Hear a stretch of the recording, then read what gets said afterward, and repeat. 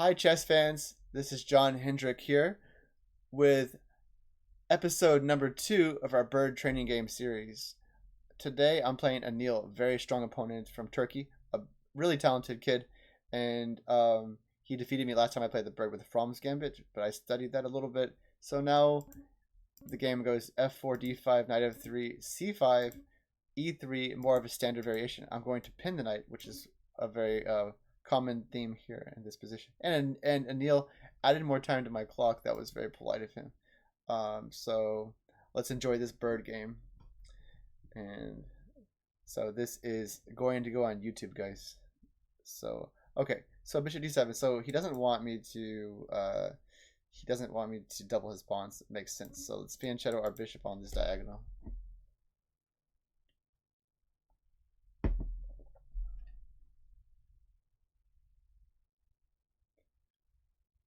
And he added even more time to my clock, so very polite.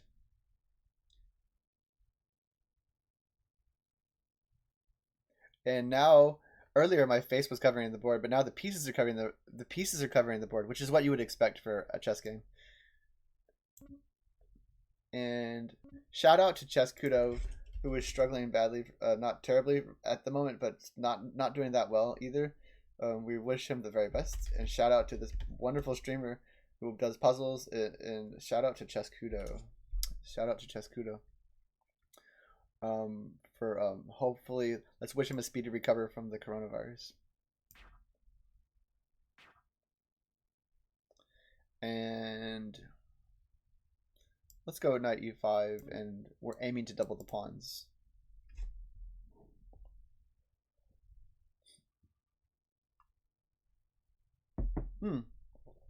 It's a reverse, excuse me. It is indeed a reverse Dutch. I would hope he would give you the double pawns, but I assume he'll wisely. Oh, he gave me the double pawns. I'll take it. So okay, I'm confident I have a slight advantage now, because most players don't know this. This gives a slight advantage when you play this way. So most people, even stronger players like Anil, don't know exactly how to handle the bird, and so I feel great about what I've achieved so far out of the opening. Now let's play some more good moves and see what happens. It's gonna be interesting. I'm playing a player who can outcalculate me easily in a lot of positions, and I would say I'm working hard to get better at calculating than him. But he joins my streams and he solves the same puzzles with us at the same time. So as I'm improving, he's also improving. So it's hard to get better than him, and he's a kid. So look at his rating, 2413. Mine's 2405, and we're playing a casual game, so it takes a slight bit of pressure off. But at the same time, it's amazing. It would be interesting to see a monster calculator playing a slightly inferior position with doubled pawns and so forth. So let's see if his monster calculation ability can help him here. Marina Costa, but the 20 bits. Thank you for the 20 bits. Let's see here. Okay. I have d3, knight d2 ideas, kind of typical stuff here. But the really tempting plan is to go to a4 and gang up on the pawn on the c pawn. It's also very interesting. It's kind of a Nimzovich. I learned this idea from Aaron Nimzovich, my system type stuff, and I'm gonna go for it. I feel like Anil might go ahead and play e5 before he loses control of the dark squares. He might lash out right now, which will still be fine. Well, I'll have the half open f file. Okay, he goes for castles. I am gonna continue the plan of knight a4 and blocks this expansion. Oh, I sounded ungrateful. I'm sorry. To show my gratitude. So, see, I'm sorry I sounded ungrateful for your 20 bits. Let me play the didgeridoo to express my gratitude.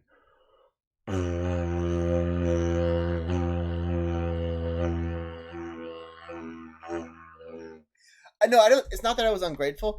It's that I'm focused on the game. So if I sounded dismissive of I always appreciate any kind of donations. If I sounded dismissive, it's because I was trying to get on with the calculation. Like, I don't want to be distracted with money. Don't give me money. I want to focus on my chess game, kind of thing. But no, I didn't mean any disrespect there, and I really appreciate it. Let's see. Okay, so he wants to play e5, and where does my queen want to live? There's a queen f3. There is still the dream of some kind of a doubling rook idea, and he will maybe try to undouble his pawns here. I don't think this is going to go anywhere at the moment. There is a rook c1, c4, c5 takes and go put pressure on the pawn concept. Well, if I do that, I might have to worry about an e5 break. I feel like he will undouble his pawns very soon. I could play d3. I do think either queen f3 or rook f3 is very interesting. Queen e2, the flexible waiting move. Also, c4 has to be mentioned. It's stopping all his counterplay, but he does. That leaves d3 maybe weak, and he will play e5 and try to exploit that. Though weaknesses, maybe I don't know if he can, but c4 might actually be the very best move. C4 followed by queen c2. If I can get this two moves in, everything will be good. The problem is he'll play e5. Well, let's go for it. This is very interesting. It stops his counterplay, fixes his pawn weakness. I'm not sure if this is correct, but it's very interesting.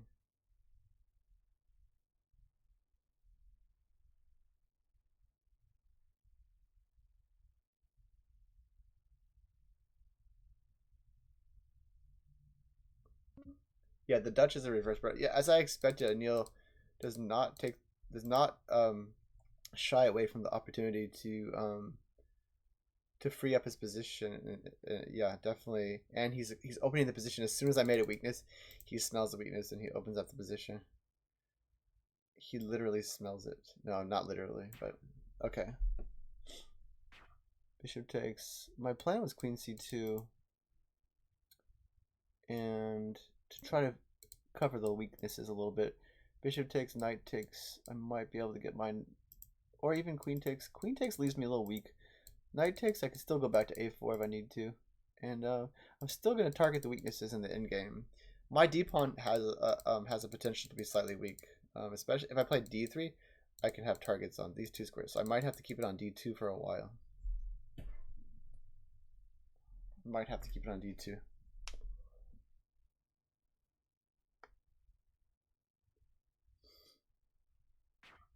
Takes, like, to be expected, and a little bit wary of.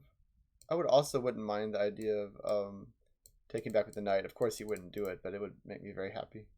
One idea is like interesting idea is if he is playing queen takes, pawn takes, knight here, and then knight takes.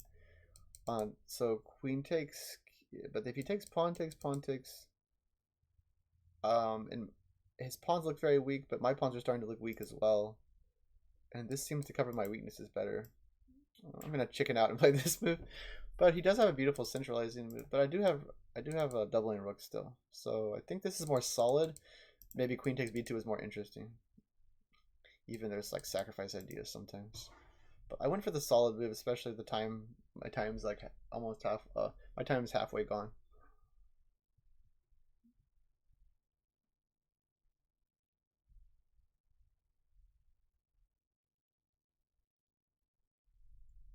So white might have a slight positional advantage, and this is extremely smart. When you're playing a kid, you want to avoid complications typically.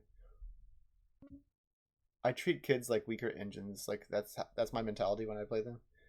Um, Also, d4 is an interesting plan. Um, I'm thinking, where do I want my rook? Do I want e1 or c1? And if I take on, if I go to c1, I could take and threaten the pawn maybe. E1, it kind of defends my weakness. No, kids aren't weaker. No, no, I didn't mean nothing against kids. Kids are awesome. Um, yeah, rook lift is my main interest right now. Actually, mm, well, I don't know if it goes to f4 or f5. That's my only debate. It feels like it covers more weaknesses and it's more stable on f4. So let's go with f4. And yeah, doubling rooks seems like it's a typical plan in the bird, especially with this half open file.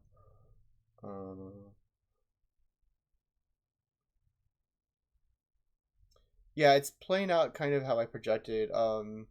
Well, when I'm playing some players who think strategically, I can predict their moves sometimes if they have if I can kind of see their logic. I'm getting better at trying to understand the logic of my opponent's plans. So I'm able to predict moves against some opponents. Would it be smart to avoid the bird? Says Cheskudo. Oh, let's see. Okay. Yeah, D4 is a move I thought he might try at some point. I was like, would have been nice to. It would have been nice to have my. Would have been nice to have my pawn on my rook over here, where I could take it. And he's giving me more time. He's a gentleman. He's not even an adult yet, but he's giving me more time like a true gentleman. I could play e4 here now, and if he plays g4 or g5, it gets interesting. I think it weakens his king too much, so e4, he might go for this plan. I think e4 makes sense, keeping his pawns weak, and I could also undoubles his pawns and gives him the open file to work with. At the same time, I could continue doubling rooks and bring my knight to d3. My instinct says close it, especially since I'm playing a calculating kid. So there you go. Maybe I don't want to play d3. Unfortunately, I might have to play d3, but then my knight feels a little estranged here. It might have to go back here and target that pawn later. It feels kind of weird, but very solid. Thanks, Anil. Thanks, Anil, for giving me the time back.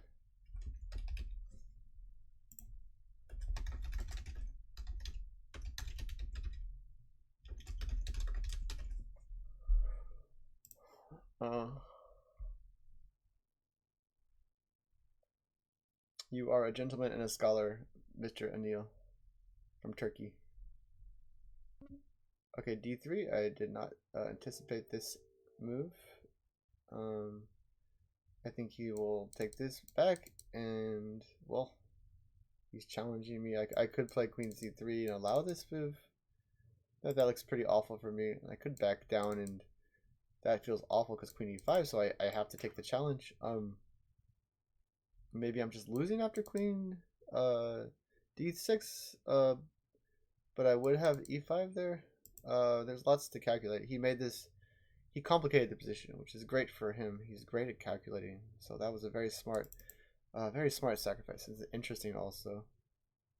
So looking at consolidation moves right now, and seeing if I can survive this ferocious attack from Turkey. Oh, I just got an interesting email. Hi, my name is Makai Bryan.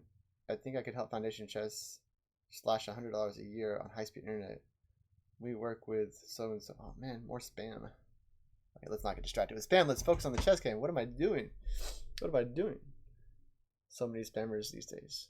I need to spam the position with my clear calculations. Oh, he goes for this, and actually, he's also threatening to just take my rook. But e5 does help a little bit. I think I have to go for e5 and go into this sequence. We're gonna go into the endgame, which is my salvation against kids. So I think I have to go into the endgame. Actually, if I move my knight, I just lose my rook, and I think what else? I could play rook. I do have rook here, but he goes check. Literally forced. I have to play this.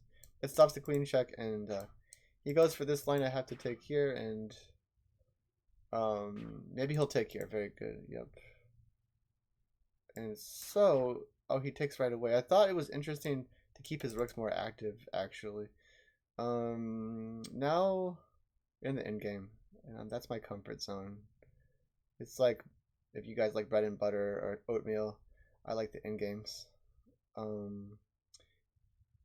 And I only want to improve my end games, but my main problem is calculation in middle games. So let's I think, oh, I want to double rooks. You gotta keep your rooks active in the end game. Very interesting, because if I'm not careful, all of a sudden Anil will have two piggies on the 7th rank, as I like to call them. And here he goes. trying to get his 2 piggies on the 7th. Now, I'm going to give him this pawn. Maybe I can take that pawn. He'll go here probably. I'll go here. If he ever doubles rooks, I can seek salvation with rook check and defending my g file from his deadly pigs on the 7th. His pawns are still weaker than mine, but it looks rather drawish to me actually. So I'm hoping to get my first draw against Daniil. He's defeated me the first 2.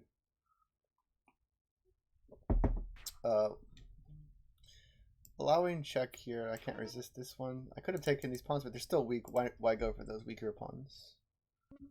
Daniil goes back.